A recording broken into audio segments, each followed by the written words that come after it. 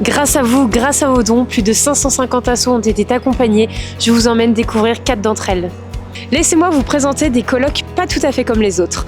Avec l'association Lazare, des personnes sans abri et des jeunes actifs vivent ensemble sous un même toit dans un climat d'amitié. Gratien, tu es directeur du développement de Lazare. Qu'est-ce que la Nuit du bien commun a apporté à votre projet ?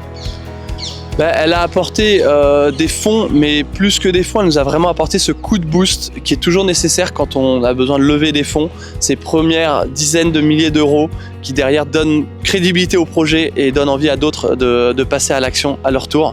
Et ça nous a aussi apporté vraiment un soutien dans notre structuration. Avec tous ces dons que vous avez levés, qu'est-ce que Lazare a pu mettre en place concrètement ? Ça a été vraiment un changement d'échelle à Lazare.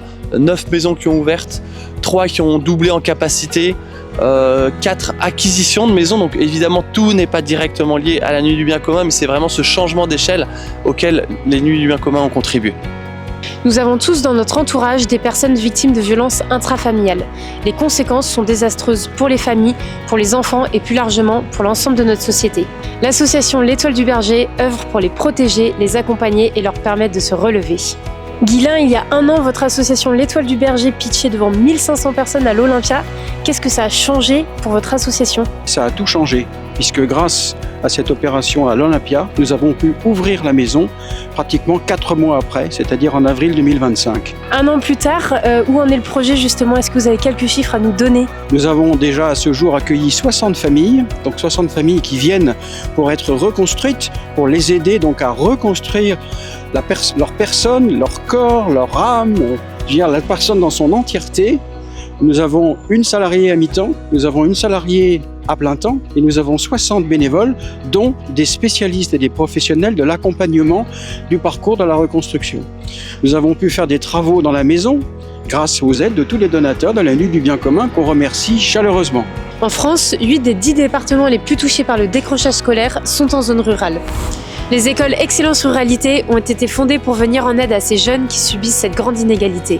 Jean-Baptiste, tu as eu l'occasion de pitcher plusieurs fois Excellence Ruralité sur la scène de la Nuit du bien commun devant des milliers de personnes.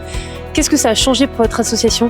Ça nous a beaucoup aidé à gagner en notoriété, à constituer un réseau de donateurs pour pouvoir durer et faire durer le projet. Ça nous a permis de mieux faire connaître ce qu'on faisait, de toucher ensuite d'autres mécènes et puis même de susciter des porteurs de projets pour ouvrir des écoles. Aujourd'hui justement, où en Excellence Ruralité, est-ce que vous avez quelques chiffres à nous donner sur cette belle association ? Alors aujourd'hui, Excellence Ruralité, c'est 3 écoles qui accueillent autour de 180 élèves, près d'une trentaine de professeurs. C'est aussi un laboratoire de l'éducation en zone rurale, c'est-à-dire on travaille à faire connaître les défis éducatifs des zones rurales pour faire en sorte que les choses bougent. Quand un enfant est hospitalisé, comment lui permettre de poursuivre sa scolarité ? L'association École à l'hôpital propose à ses élèves de continuer d'apprendre et de se construire un avenir grâce à un accompagnement personnalisé. Marie-Aude, il y a 2 ans, votre association pitchait sur la scène de la Nuit du bien commun devant 1500 personnes. Qu'est-ce que cela a changé pour vous ? D'abord, ça nous a permis de faire connaître la cause pour laquelle l'association se bat au quotidien, qui est la cause des enfants hospitalisés et donc privés de scolarité. La deuxième chose, ça a permis de faire rayonner l'association, d'accroître sa notoriété et on a concrètement pu recruter quelques professeurs bénévoles à la suite de cette soirée. Et puis bien sûr, la troisième chose, ça nous a apporté des moyens financiers qui ont été mis au service du développement de notre activité dans le Val-de-Marne et dans le nouvel hôpital de Créteil. Alors justement, est-ce que vous avez quelques chiffres à nous partager sur ce qui a été réalisé grâce aux dons faits pendant la soirée ? Alors d'abord, ça nous a permis de renforcer le temps de présence de la coordinatrice de scolarité qui est dans le Val-de-Marne, qui est salariée. Ça nous a également permis de recruter une nouvelle coordinatrice de scolarité à Saclay. Tout ça avec bien sûr l'aide de professeurs bénévoles engagés. Nous avons pu donner 750 cours auprès de collégiens, lycéens principalement, et nous avons animé 150 ateliers qui sont exclusivement destinés à des jeunes en souffrance psychique, ce qui est vraiment notre quotidien au sein de l'association.